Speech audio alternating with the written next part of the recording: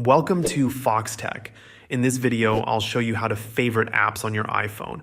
Unlike Contacts, iOS doesn't have a built-in favorites section for apps, but there are a few ways to keep your most used apps easily accessible. Whether you prefer organizing them on the home screen, in a folder, or even in the dock, I'll walk you through each method. Start by opening the app library or the home screen on your iPhone.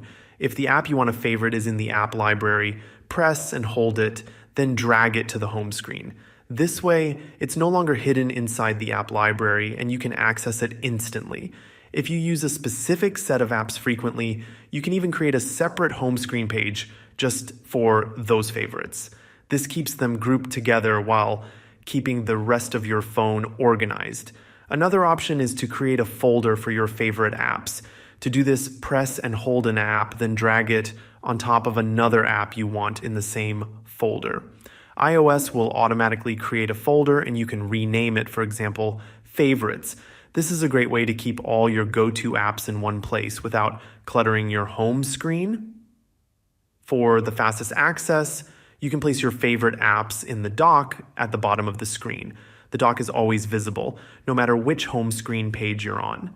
To do this, press and hold an app, then drag it to the dock.